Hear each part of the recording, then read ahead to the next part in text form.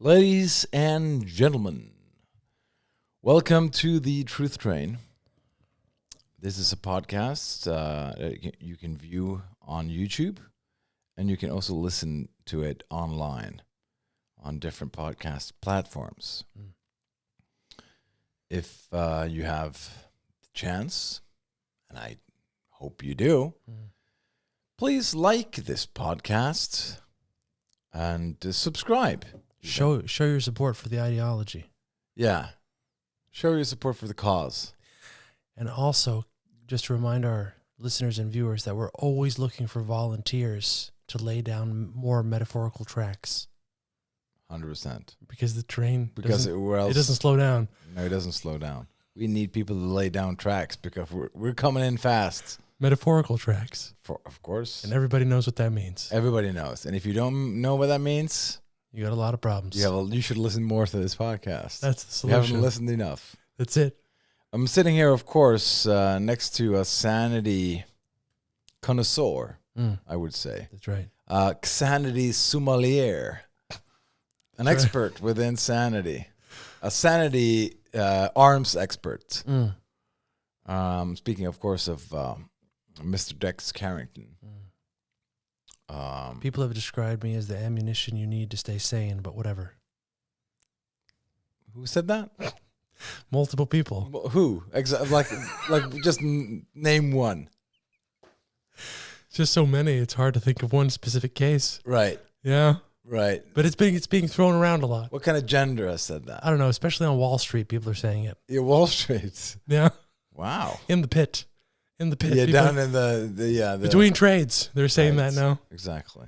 It used to be like in the 80s. It was like, you should see my therapist. He's pretty good. Speaking of therapy, what have you been up to lately? It's a fantastic question. Yeah. I mean, if you want the short version, you'd have to ask, what have I not been up to lately? Okay, what have you not been up to lately? Okay, fine. I'll tell you what I've been up to. Okay. So this weekend, I was like the host of an event. And it was like a recovery event. And recovery people talk to each other because we've developed the same, perhaps maybe a little bit unhealthy affinity for crack cocaine.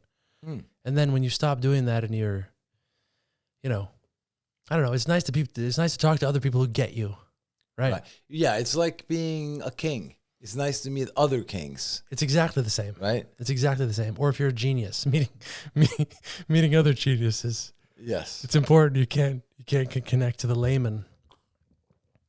So anyway, when you've been clean and sober for a long time, you almost forget what it was like. It's like, I couldn't possibly have a problem now, And a lot of people, they just, relapse because they think like, oh, it can't be that bad, So it's nice to remind yourself of how bad it is. And I got a story this weekend, which I'd like to share with you.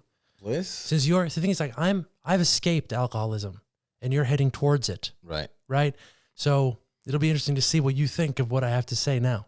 Yes, of course. So there was a guy and he was sharing his story about his life, went terribly because of alcohol, and he could not stop drinking. Right. I mean, it was completely insane. He just kept blacking out.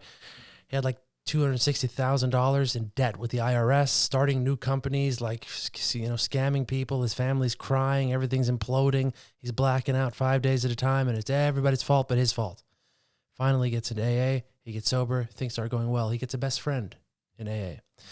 Now, his best friend was really smart. He was really cool, and it was just a great-looking guy, and he just started making tons of money once he got sober. So these two went together in sort of like, a 12-step program for a long time. And then what happened was they became best friends. But the guy who made so much money and he had speedboats, multiple mansions, cabins, helicopters. He was like the Wolf of Wall Street kind of. Right.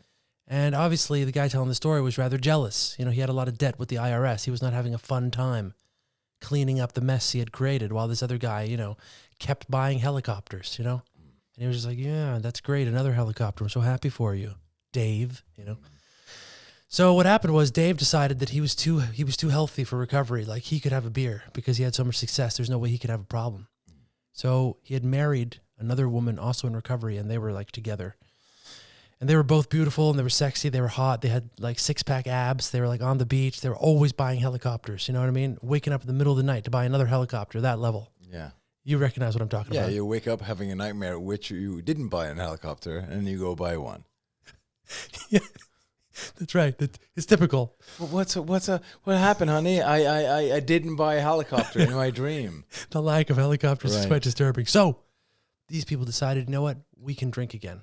And these people had 5 years. Well, I think that's true. Right? I mean, if you were an alcoholic or some substance abuse person, and then you have a lot of success, you keep buying large stuff, boats, planes, whatever, Yeah. houses, and beachfront property, Yeah. you should be allowed to drink again. Right. I mean, it's a very logical conclusion, right? I think so. So what they did was they popped a bottle of champagne and they both had a glass of champagne. They both drank the glass. They actually poured out the rest of the bottle and they said, look at us. We're fine. 2 weeks later, he gets home from work. His wife is mowing the lawn. She's holding a beer. And he goes, what's going on here? It's the middle of the day. It's like 11 a.m. She goes, what do you mean? It's hot outside. He goes, you know what? It is hot. Give me one too. Yeah. It was hot. It was hot. Hey, so he's having a beer. Now, 3 months later, he's drinking around the clock. His wife has had several psychotic breaks as a result of the drinking. She goes to a psychiatrist, gets put on like 6 psychiatric medications, but obviously can't stop drinking as a result. So now she's just on 6 psych meds and she's drinking and she's going more and more insane. Meanwhile, he's drinking 24/7, not waking up in the middle of the night regretting not buying a helicopter, but rather waking up in the middle of the night and downing a vodka bottle. So suddenly he starts getting epilepsy attacks in the middle of the day, and she's going more and more crazy. Suddenly she snaps. She thinks he's coming to kill her, so she needs to kill him first. So now he's locked in the bathroom having an epilepsy attack while she's got a knife outside the door trying to hammer down the door to kill him with a knife. He's got no choice. He's got to call the cops. Now, because she's got a knife, because she's relentlessly trying to kill him, and also because when the cops show up, they say, what are you doing? I need to kill my husband. She doesn't just get taken in to like a drunk tank. She gets booked on attempted murder. So she's going in for her murder trial, but he cannot drink enough to stave off the epilepsy attacks. So he calls the guy telling the story, and he says, please help me. So the guy comes over to his house. He needs to give him a shot of vodka every 15 minutes to keep him from going into deathly, like, epilepsy withdrawal attacks. And he says, we're getting you into a medical detox at 6 a.m. tomorrow. And he's like, what about my wife? Forget her. She's going to prison for life. She's like a murderer now and a psych patient, and everything's collapsing around you. He's like, what about the helicopters? Don't worry about them now. Detox tomorrow at 6 a.m. He gets into detox at 6 a.m. And then the guy telling the story goes, and now I could finally relax. At 11 a.m. the same day, he gets a call. The guy checked out, and he hasn't seen him in 28 years. Right? This is going to be your life soon. Yeah, I mean, it didn't sound that bad. We don't know what he's been doing the last 28 years, though. Maybe buying even more helicopters. Maybe he's waiting outside the jail for his wife to come back. That's right. That sounds like him. That's a love story. I think that's a love story where people, love makes you crazy sometimes. Right. Right? How many times haven't people tried to kill accidentally their wife or husband? I think it's pretty common. Another story that is beautiful. You remember Oscar Pistorius? Was he a Greek god? No, he was a South African runner. Okay. Who didn't have legs. Oh, right. He was a blade runner, they called him. So in the Paralympics, he won a lot of the medals because he was fast with his blade feet.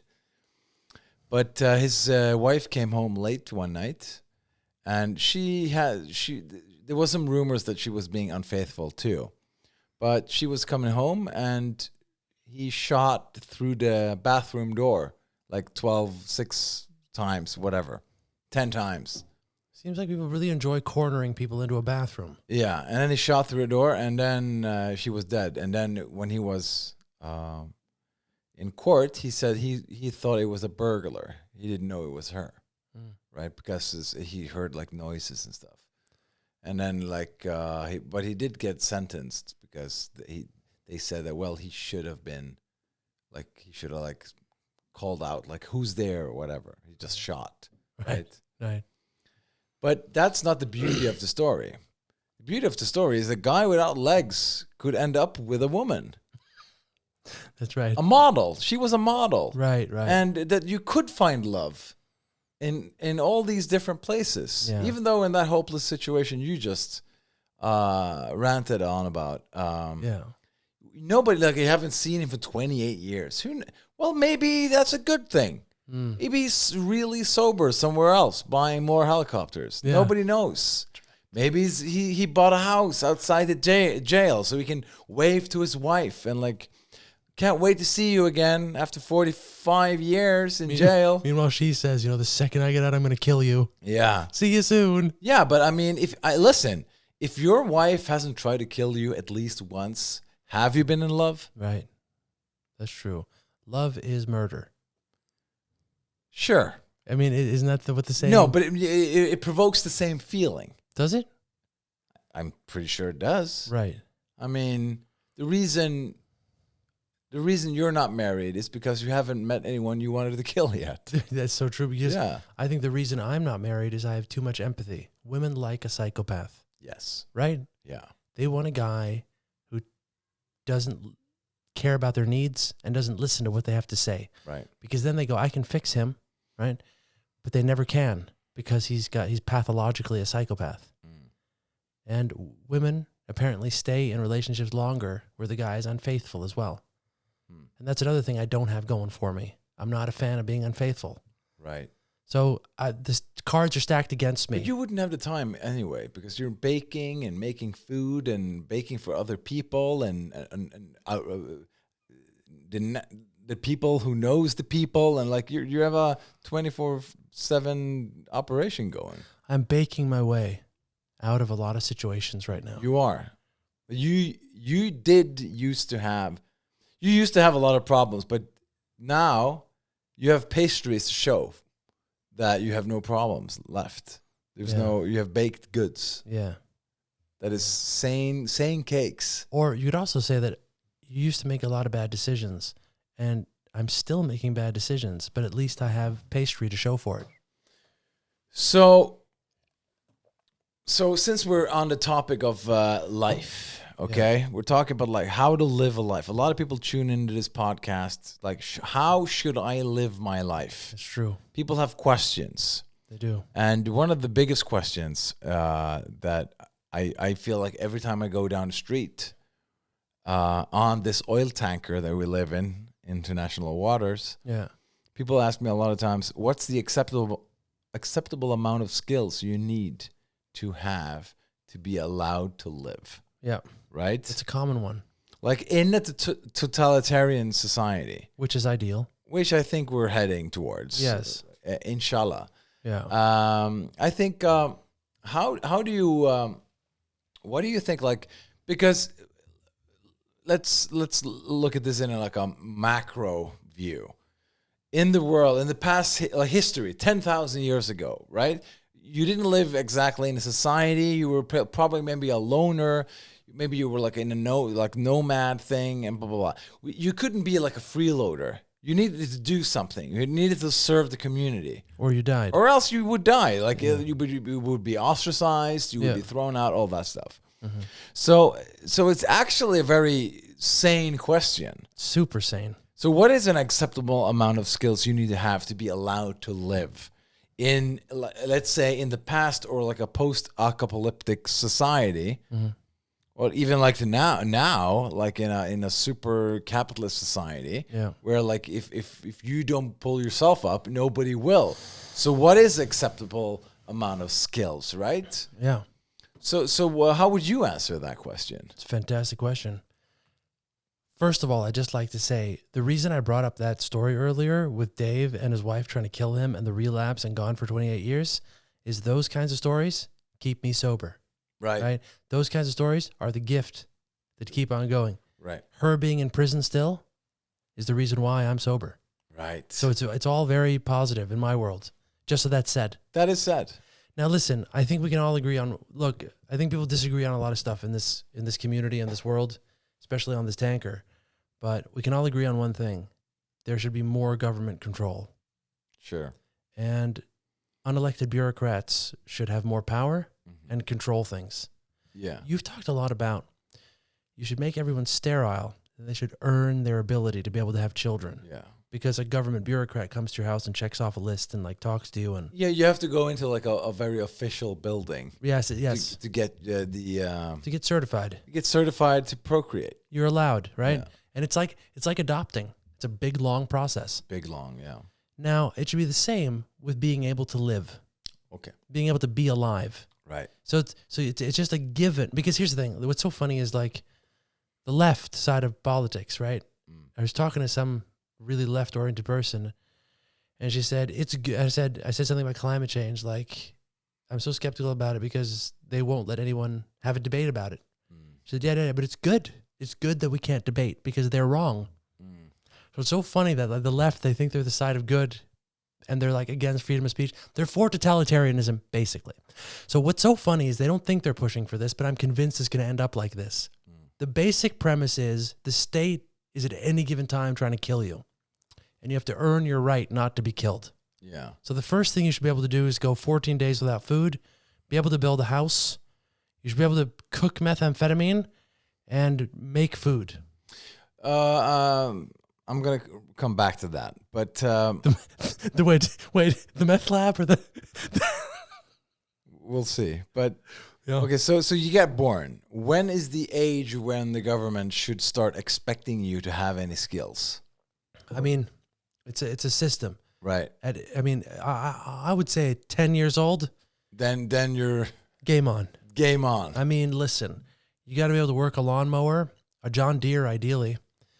But also, it's kind of like they put you at, like, if you can only push a little one, yeah, you're worth less.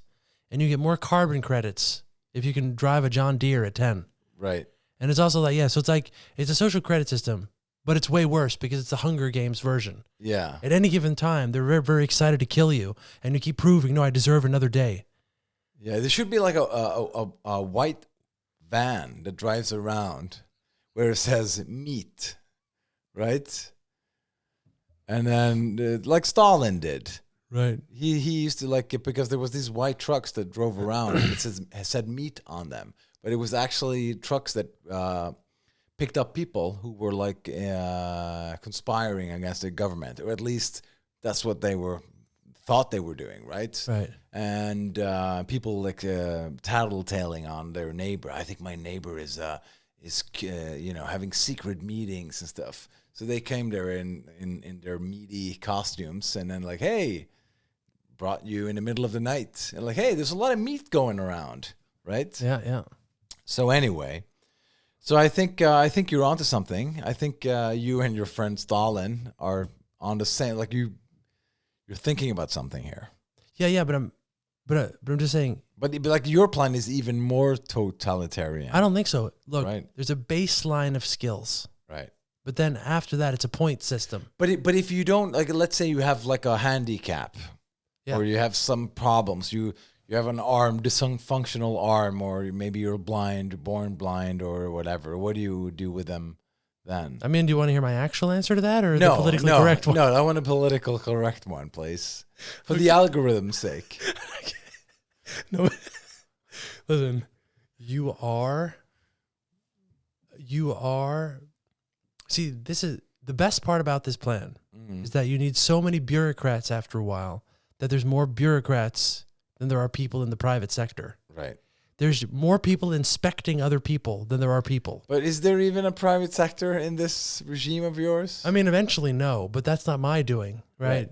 That's these other parties who don't know what they're doing. Okay, but can we get back to the skills? All I'm saying is this: my dystopian future would be guns, manifestos, no rules, and testosterone injections. Right. And kill or be killed, eat or be eaten. That would be me. That would be my dystopian future. Yeah, so like anarchy or...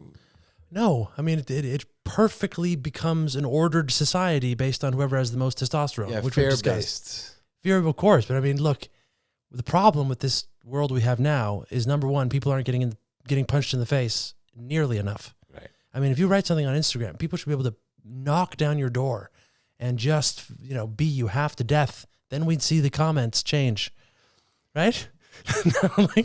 Yeah, I mean, the reason people are tough online is because there's no consequences. They're not getting punched in the face, yeah. Yeah. But look, all I'm saying is this. My dystopian future is very different from the one that's coming, because the one that's coming are from people who genuinely think they're not authoritarian. That's what's funny about it. Right. I'm just preparing for it. Right. I just see what they don't see that they're making, but I'm going to get right in there as the chief bureaucrat, and there's a baseline. So if you're an adult man who's 18, you need to be able to do 10 pull-ups, 50 push-ups, and a bunch of other physical things. You need to be able to build a house. You need to be able to get your own food, kill a deer, work a gun, several guns. Can you do 50 push-ups? Me? Yeah. No, but we're not there yet. All right. Sorry. Yeah. So, and not only that, but I'm in charge. Oh, so you're yeah. It's totally different. You don't have to. It's totally different. Yeah, different rules. And also, I'm not 18. True. So my age group has different things that we need to. Of course, but the skill is having a pull-up. Is that a skill? No, it's a minimum requirement. Can we talk about the skills? Can we go back to the skills? Okay. You need to be able to fillet a fish. That's at like 13. 12, I'd say. 12. Yeah. And there's a lot more child labor in my dystopian future as well. Right. Children should work. Listen. What about school? Work is school. Right. Okay. Okay, look. Take the average school today, and they're learning what? mRNA technology is genius? I'm sorry. That's not an education. Okay. Fillet a fish. Fillet a fish. And that's a guy I would hire. He's been filleting fish since he was 12. Okay, so that's a skill. Okay, so let's go to like you're 20. No, higher. 25. What kind of skills should you have now to be assessed, to be then allowed to live? You should be able to assassinate other people. You should be an assassin. You should be able to assassinate. You should be able to. Because that's both a mental thing and it's a skill thing. So you need to be fully proficient in Brazilian Jiu-Jitsu. If you don't have a black belt by the time you're 25, you're out. You're either in the camps or you can join the women over there. Okay, well, I think you have an interesting take on this subject. Okay. I think I would say like an acceptable amount of skills as a grown-up you should have to be accepted to to allowed to live. I think some basic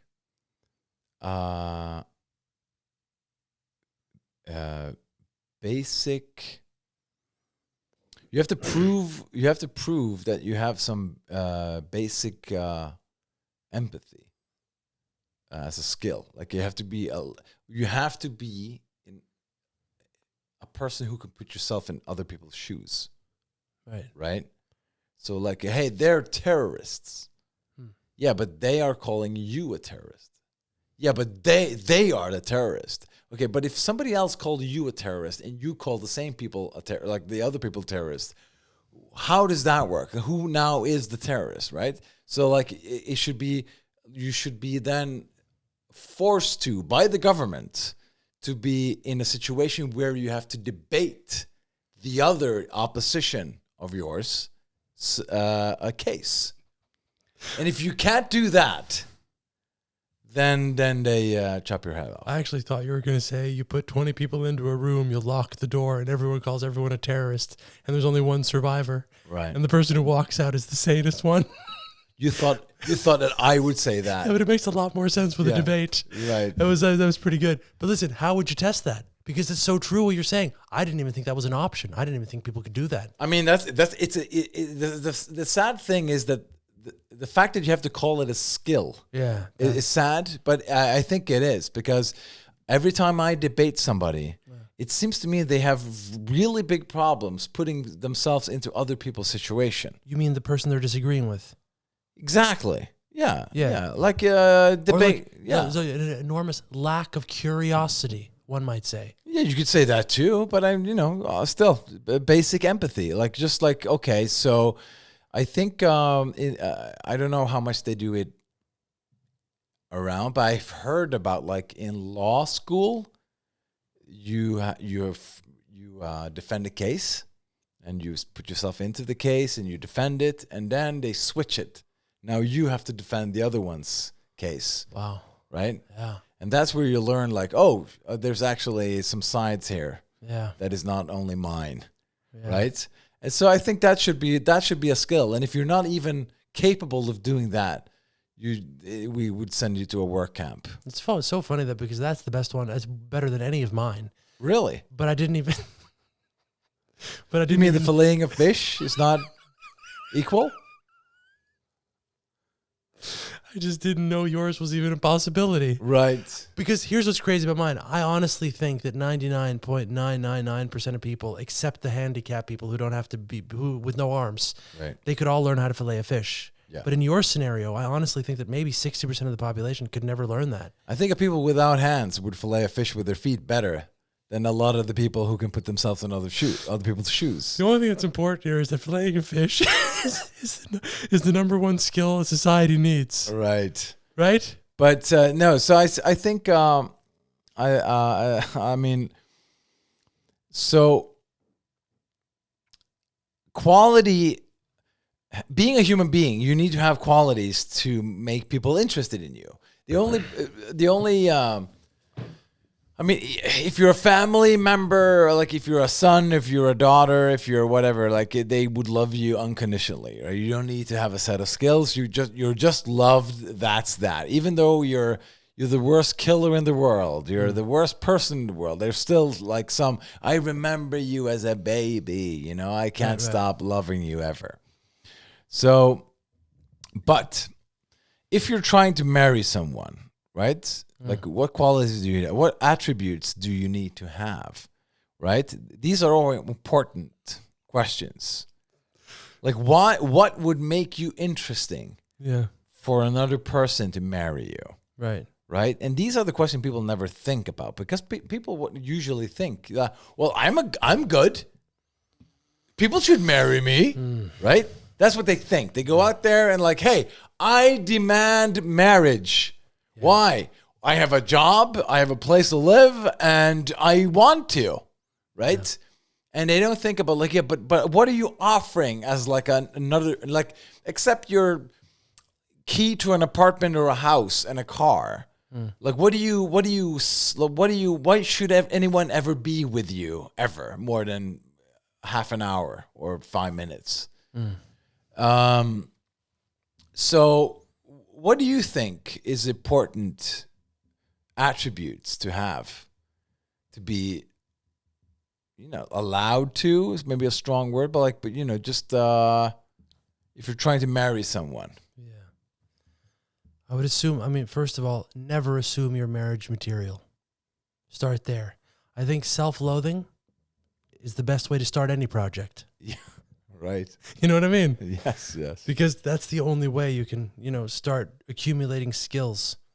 Right. So self-hatred first. We've done previous episodes on like how do you make a woman like attracted to you.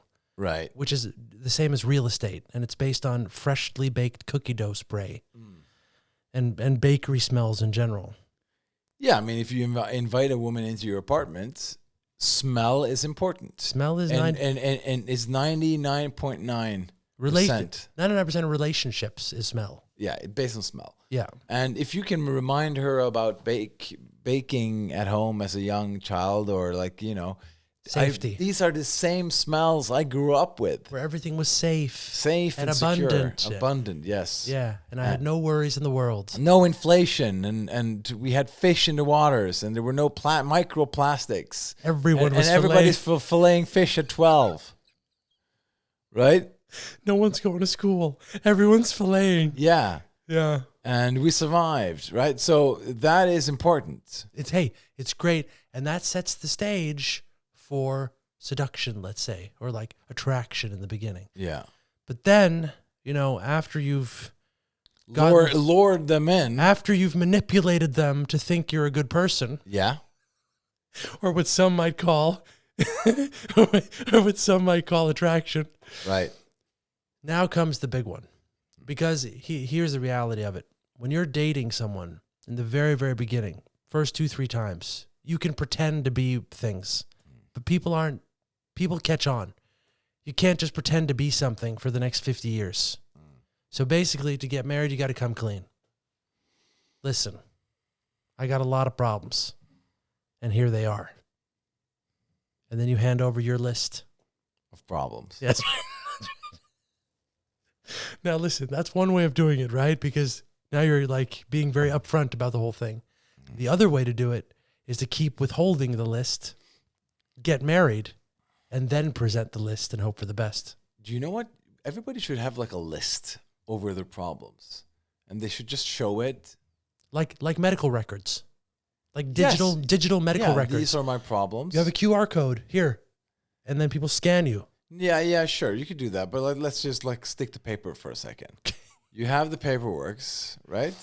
And when the woman meets you, like she says, papers, and then you give her the papers, and then if she can like, okay, I can live with this, and then she has to sign it. Yeah. And then if she ever brings up any of these problems that you have against you as ammunition, you can show her you signed the paper. This is incredible. You said here on page 10 of my problems that you could live with this. You should be a couples therapist. Yes. Because that's genius. I think it is genius. And there shouldn't even be dating. There should just be an exchange of problems. Yeah. In the beginning. And then like, I can. Yeah, okay, I can work with this. You know, as long as you can handle that one, I can do this one. Paragraph 15, section 6. Is that every Sunday? Is that every Sunday? Yeah. Is that okay. All right. Well, how about this thing right here? Will that ever heal or is that permanent? Can I negotiate on this? Yeah. Like this threesome thing of yours? Yeah, You need to have threesomes every, what is it, 6 months? Yeah, that's a misprint. 3 months. Right. 3 months? Can I push it to like 6? Mm-hmm. Yes, sure. Right. Like there's a lot of sickos out there. Yeah. You know. So all I'm saying is if you're just if you just want to meet someone and like flirt and like not be serious, that's sort of one thing, because you really can claim to be an astronaut and maybe get away with it. But you can't marry someone and make them think you're an astronaut for the next 40 years. So true. Unfortunately. That's a problem. It's a very big problem in the marriage community. Yeah. Now, I would say, just getting straight down to brass tacks, I'm going to give an example of something I would find to be important, and then you give an example of something you find to be important. Now, obviously, you need to be compatible, and obviously, you need to like each other and get along and be able to have empathy and see things from the other perspective and all the good stuff. But practical stuff. Being able to put together a Christmas. That's a big one for me. If I lock you in, if I lock you in this house with a bunch of ornaments, decorations, a tree, and Christmas food, can you turn on the Christmas switch in here? Can you turn this into a December-styled Christmas home where I would want to celebrate Christmas? Can you do that on your own? No assistance. Can you bake the cakes? Can you bake the cookies? Is there gingerbread? Okay. Are there ginger snaps? Is there eggnog? Is there a tree? Have you decorated the tree? Where are the Santas? How many Santas? Where are they? Are there Santas in the stairs? What kind of pillows are you putting out? Are there red curtains? Are there lights outside? Do you have candles, big ones, on the outside? What's your strategy? How are you working it? Are you able to invite 25 people for Christmas dinner? Because if not, sorry, got some news for you. You're not marriage material. Yeah, right. Because like, if you fall ill, let's say, and you can't make the Christmas decorations or whatever it is, you can then she has to be trusted with the Christmas responsibility. I would say that the same way, in the same way that winning the karate tournament makes you a karate champion, putting together Christmas makes you a husband and or wife. It's like the test. Yeah, it's like Karate Kid movie. Well, it's like any movie where there's a test, okay? Because if you think you can have children and not be able to put together Christmas, you're just creating future criminals. Right. Because the thing that stops crime, it's Christmas. As a child, the qualities of your Christmases as a child will define your criminal behavior later on. Yeah, like all the people who are in jail right now didn't really experience a good Christmas. No. Is that what you're saying? That's what I'm basically saying. Like- On average, their Christmases were not great. Usually, mom and dad ruin Christmas, is what you're saying, That's what I'm saying. right? So basically, if they then, but does that go away if they then start their own family and then celebrating a correct Christmas sober?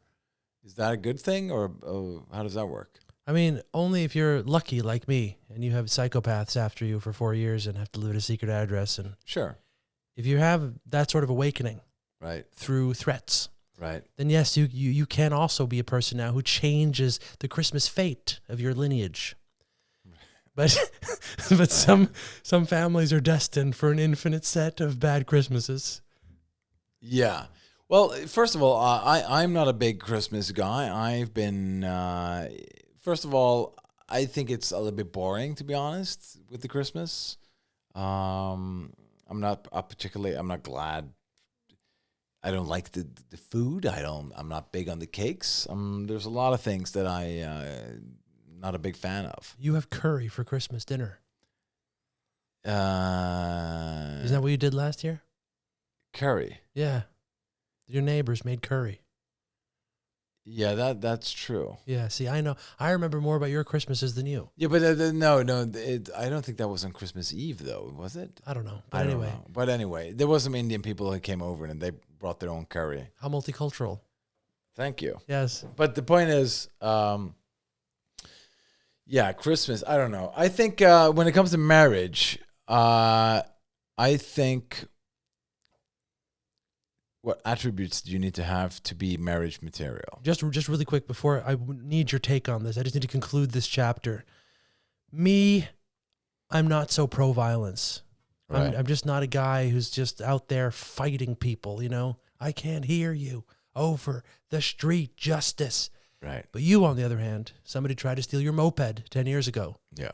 And if somebody stole my moped, I would just look at it go and I would just call the insurance people. Yeah. You didn't. No. You jumped out the window, you did a karate roll, and then started chasing him down the street like a Blade Runner. No, the insurance people called me. Right, and said, please stop beating him to death. Yes. So- Because of the life insurance. Right? So all I'm saying is the reason why you're able to beat moped thieves half to death Yeah. is because of your relationship to Christmas. I'm just saying that you proved my point by saying that. Yeah. Okay. So if I then if I were looking forward to Christmas, I would be not beating people up in the streets. I mean, you wouldn't be wearing sunglasses at night, for starters. Well, I don't know about that. You know what I mean? I'm just saying. Okay, like, sure. So you got a lot of problems, and they're mostly Christmas related. And your denial towards that kind of proves my point. Right. Right? Well, I mean, I'm not going to say you're wrong. Let me ask you this: Yeah. How many times have I gone to jail? 0 0. times, huh? And how many Santas do I have in this apartment alone? 5. You have 5 Santas? It's math. Right. Point proven. There you go. Well, they should do some research on this. They should, I mean, Like- it's like listen. Christmas decorations in home where you have like delinquents and problem Yeah. people, whatever, Yeah. burglar, like convicts, basically. Yeah. How nice was it decorated in the convict's home on Christmas? How Christmassy. How Christmassy is it before he got caught Yeah. with a machete in the street? And I mean, we also had, just to reference one other episode where it was basically some people get really depressed during Christmas. Yeah, well, I think, and it's a valid point, right? A lot of people don't look forward to Christmas. It's a lonely time. They don't have the connection with the family which they're selling on TV, on ads. Like, look, all these Christmas ads on TV where everybody drives home and it's nice and it's Chris Ria driving home for Christmas. And that's like, oh my God, I can't wait to see their faces Yeah. and smiles.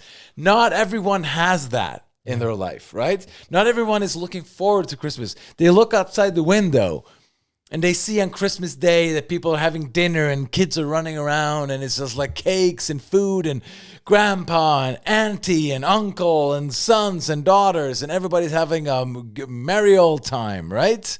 And you're sitting here in your apartment just like, oh my God, I have nothing, right? And you just go into this spiral downwards into hell.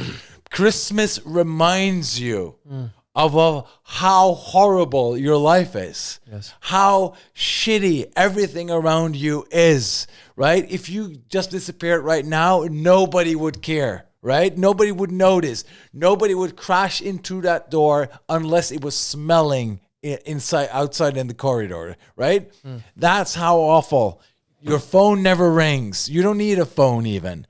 There's no reason for you to be alive. The only Christmas feeling you have is to watch the TV screen and like, yeah, they're celebrating Christmas on TV. And ways to avoid this, you could just like put on Netflix or whatever and old VHS cassettes. Just pretend that Christmas it's not happening. You put aluminum foil on your window. Yeah. You don't go out. You have all the food. You have canned food inside. You're a doomsday prepper. Pretend there was a nuclear bomb outside and you're just waiting for the fallout to come down to a minimum. And you're just watching old, like Christmas. You just skip through Christmas. Because I've told you this. I've told you 1,000 times. I have friends who are like one Santa away from killing themselves. If they see a Santa. Yeah.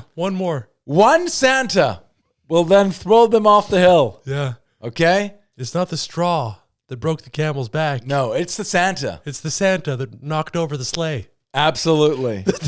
The sleigh of insanity got tilted by another Santa. That Santa reminds them of how horrible and lonely their life is. Yeah. How shitty everything, how your daddy was, your mother, your brother, your sister, your everybody. Yep. How everybody disappointed you all time, all day, every day of your life. And how they made you have this cocaine addiction. Exactly. It's everybody else's fault. And then you look at Christmas things and everything. If you see a market, you get nauseous. The milk carton has a Santa on it. Santa on the milk cartons. You like thinking about, I should end it today. Yeah. Right? That's right. So, how do we fix this? So, I mean, what you're proving here now is my point, right? Your mental health is directly correlated to Christmas. So here's what I would say. I think you should say, like, to a woman, listen, I hate Christmas. I get nauseous of just talking about it. Thinking about it makes me insanely depressed.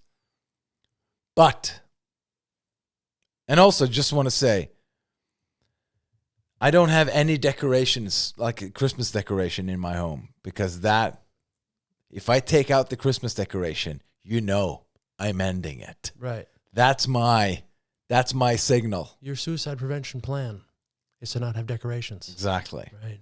But if you see me open that box, you should be calling 911. Right. But for you, I'm willing to open that box and take out the Santas and try this life one more time. A fresh start with you. Right. What do you say? Right. And if she says, I think you're insane, get away from me. I'm trying to get home to my husband. Christmas is not for you. But if she says, I like that, that sounds smart. You should meet my sister. Yeah. Now you know you've turned a page. Yes. In the sinking ship that is your life. Exactly. Yeah. So I think willing to change is the attribute. But just quickly before I get your opinion on what's important in a marriage, for me personally, when I love Christmas potentially more than the woman, how does that play out? If she's saying, calm down the Christmas, please. Yeah. And I'm screaming, there isn't enough. Yeah, that's her childhood fighting. It's her immune system. Can we get a third tree? You know? Right. How does that dynamic work? Should it always be the woman who wants more Christmas than the man? Well, I think the first one is the most important one. You have to make her look forward to the next Christmas. You can't overdo it. Well, you have to make sure that she likes the one you celebrate with her the first time, so that she's looking forward to that. Right. Because she's maybe there's a gift involved. Maybe there's a trip involved. Maybe there's some whatever it is involved. Skating rink. whatever it is. Like, I remember it was so romantic. Christmas market. No, nobody takes me on a skating rink. Roasted nuts. A trip to the mountain. Whatever, Okay. scuba diving. Who gives a shit? The point is, Yeah. she has to remember that as like, you know what? I'm not a big Christmas person, but after I met this guy, now I'm very Christmassy. Because you've told me to play it cool with pretty much regards to everything in life, but I cannot play it cool with Christmas. Well, you have to. Oh, man, it's going to be a tough one. It's Sorry. going to be a tough season. It's going to be tough. Okay, fine. So what about this then? My dad, as an example, when he was like 23 years old, he could build a house, paint a house, build an airplane, mow the lawn, drive a boat, drive a steamship, you know what I mean? Drive a helicopter. He was MacGyver at 22. Right. When I was like 29, I couldn't do laundry. You know what I mean? I was so pathetic. It was just ridiculous, right? I can't believe it. Isn't that an unbelievable fact? It's unbelievable. Anyway, so my question to you is, these other people, like your dad, who's infamous for watching Sky News. Right. These guys, say what you will about them, but they knew how to do some stuff. So No, he's the anomaly. No, but you told me like when somebody stole your bicycle, him and your brother attacked him. That's a skill. Yeah, I mean, yeah, sure. Yeah, extortion. Revenge. Yeah, revenge and extortion is a skill. I would agree. So he's great at revenge. So Sure. so anyway, you have a little bit of a different upbringing. Yeah. But what's important for a marriage? So the girl says, "Listen, I like you, okay? And I've been around you so much that I know you're not faking it because you just couldn't. No human could fake it this long. So I know you're the real you, and I'm willing to be open to the idea of inviting this concept you have into my life. What do you need to seal the deal on that marriage, in your opinion?" No, I think, as I said earlier, I think if you are a person who's willing to change, that is something people like. But people never change. Why would you sell something but that you does have to be willing to. It's not about changing. So you're not selling the change, you're selling the willingness. Willingness, yes. Willingness is the product. Yes. Right. I'm willing to change. Okay. And then, like, I love to hear that. That means you're open for my input. Yes, give me input. What? But you don't have to change. But as long as they can get it off their chest, that's the most important thing. What are they demanding you change into? You know, can you meet your friends less? Can you stay home more? Can you, can you stop